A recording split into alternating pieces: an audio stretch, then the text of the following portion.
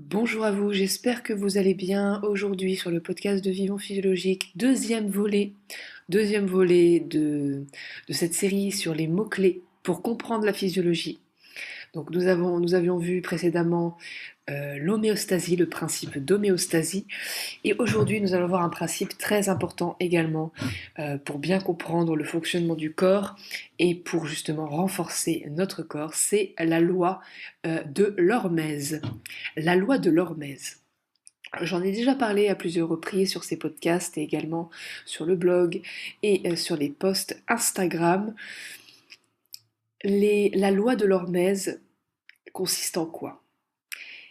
Tout corps vivant qui a subi des perturbations extérieures, un stress intense, dans la limite de sa capacité adaptative, va s'améliorer et se renforcer.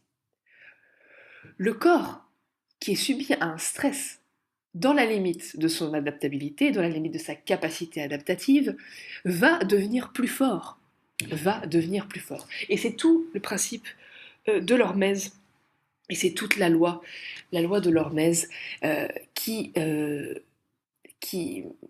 prône le renforcement du corps par justement l'exposition à un perturbateur extérieur, un stress, mais bien sûr, dans la capacité adaptative. C'est-à-dire, si ce stress va au-dessus de la capacité adaptative, c'est-à-dire si vous dépassez vos capacités d'adaptation, votre adaptabilité, si vous flirtez trop, si vous avez dépassé la ligne rouge, là c'est même plus flirter avec la ligne rouge, si vous avez dépassé la ligne rouge, le corps ne va pas supporter.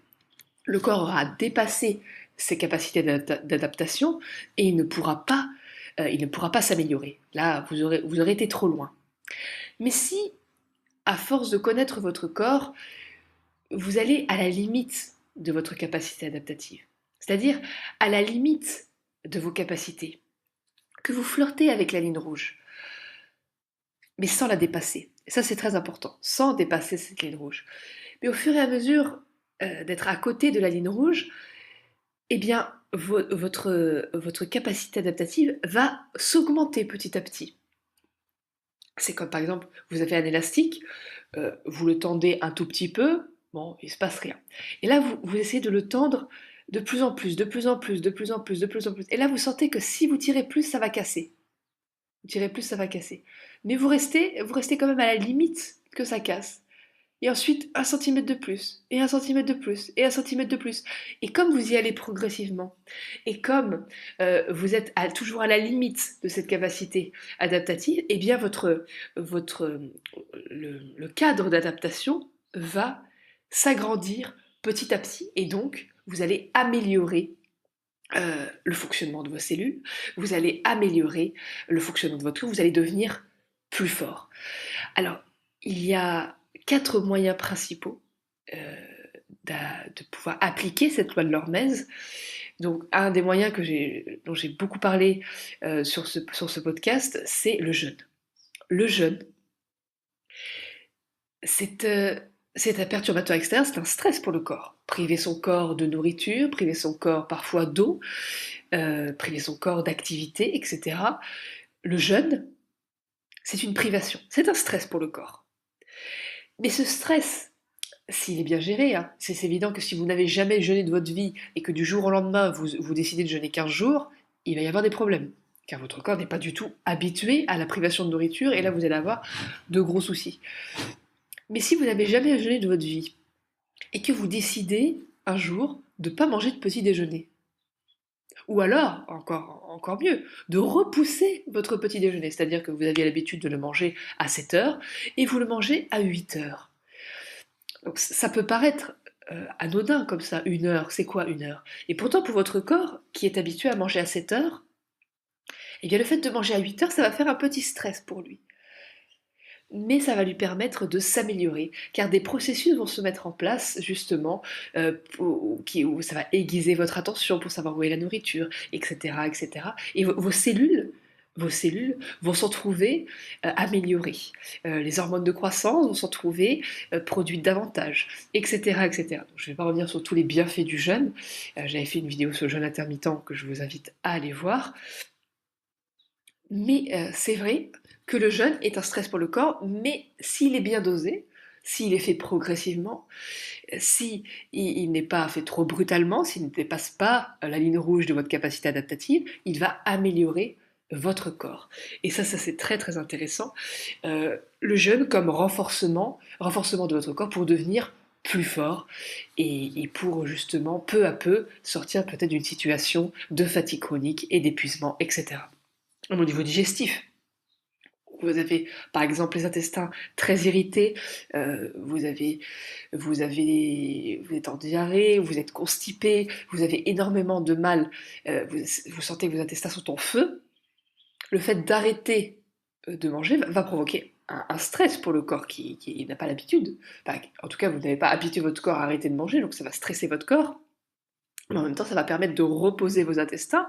Donc là, je renvoie au premier principe qui est le principe d'homéostasie qu'on a vu la dernière fois, et surtout va améliorer le fonctionnement cellulaire, le fonctionnement neuronal, et ça c'est très important, de votre corps. Donc ça c'est la première porte de l'hormèse qui est le jeûne. Donc jeûne intermittent, jeûne sec, jeûne à l'eau, tous les types de jeûnes peuvent justement vont favoriser en fonction de vos capacités adaptatives l'amélioration de votre organisme. Deuxième porte de l'hormèse, il va y avoir l'activité physique intense, hein, qu'on appelle aussi le HIIT. Cette activité physique intense, justement, elle va provoquer un stress pour le corps. C'est-à-dire, en allant sur un court moment, en courant ou en faisant une succession de mouvements sur une courte durée, hein, une très courte durée, va provoquer un stress pour le corps. C'est-à-dire que vous allez vous donner à fond, à la limite de votre capacité adaptative. Le but n'est pas que vous tombiez dans les pommes ou que vous vomissiez, etc., de par l'effort. Non, le but est véritablement que vous soyez à la limite, que vraiment vous ayez tout donné pendant ces 30-40 secondes et que vous ayez tout donné, que vraiment vous soyez, voilà, vous soyez fatigué, vous avez transpiré, etc. Ensuite, 30 secondes de repos, et ensuite 30 secondes d'exercice, 30 secondes de repos, 30 secondes d'exercice, et tout cela dans une période très courte, hein, à tester en fonction de chaque personne, mais en général 10 minutes, un quart d'heure d'exercice suffit justement à provoquer ce stress positif pour le corps, ce stress à la limite de la capacité adaptative, pour justement augmenter cette capacité adaptative, étirer le cadre de la capacité adaptative pour améliorer le fonctionnement du corps. Donc l'exercice physique intense favorise également l'amélioration de votre organisme. Troisième porte de l'hormèse, vous allez avoir la respiration. C'est quelque chose qu'on va beaucoup négliger, la respiration, hein. On respire en général, hein, on respire très mal.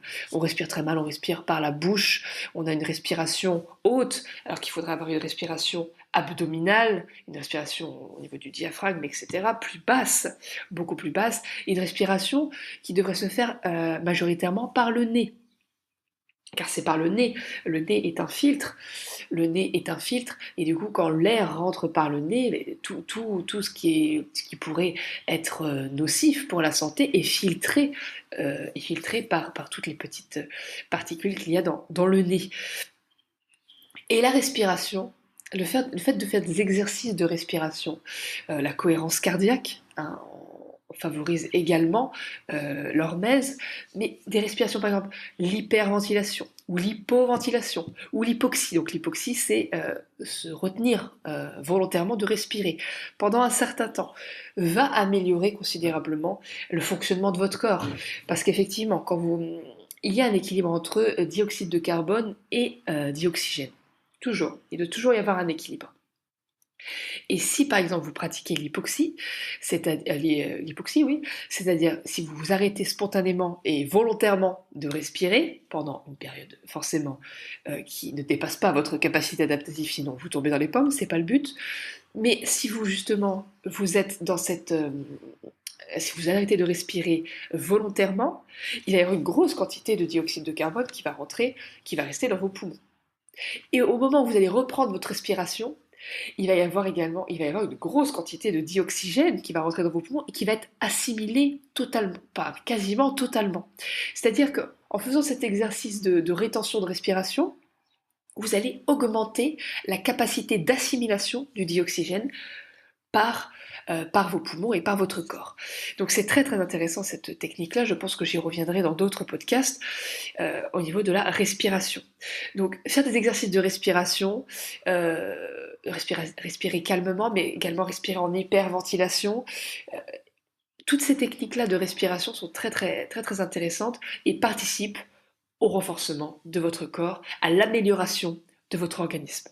Quatrième et dernière porte d'entrée de l'hormèse. Donc nous avons eu le jeûne, nous avons eu la pratique physique, nous avons eu la respiration et quatrième porte, les bains froids et chauds.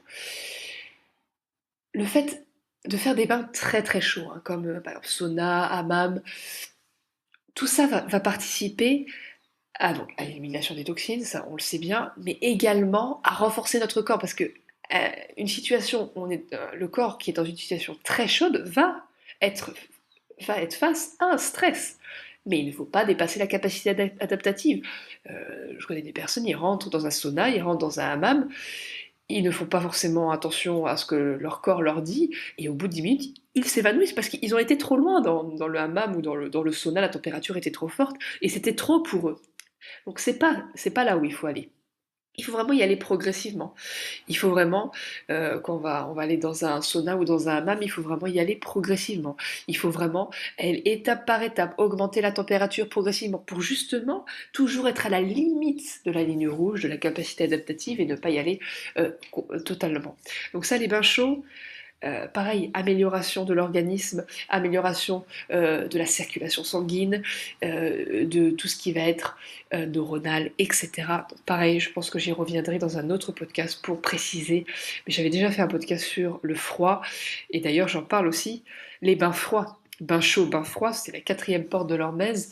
Les bains froids ou les douches froides améliorent considérablement le fonctionnement de l'organisme par un phénomène de constriction, de vasoconstriction, par un phénomène justement d'électrochoc. Hein. Le froid produit des électrochocs pour l'organisme. Bien sûr, il faut y aller progressivement. Vous n'allez pas vous baigner, dans une eau à 0 degré alors que vous ne supportez même pas d'avoir de l'eau froide sur les pieds.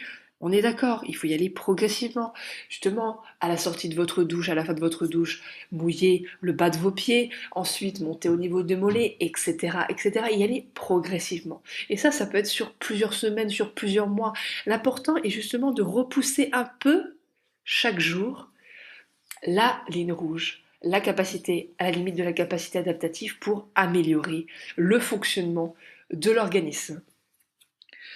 Donc voilà pour aujourd'hui, c'était le deuxième volet de notre série sur les mots-clés pour comprendre la physiologie. Donc aujourd'hui c'était la loi de l'hormèse. Si vous avez aimé ce podcast, n'hésitez pas à liker cette vidéo. Également, n'hésitez pas à vous abonner à la chaîne Vivons Physiologique Podcast. Et je vous dis à la prochaine fois pour le troisième volet, le troisième mot-clé pour comprendre la physiologie. Et je vous dis à très bientôt pour un nouveau podcast.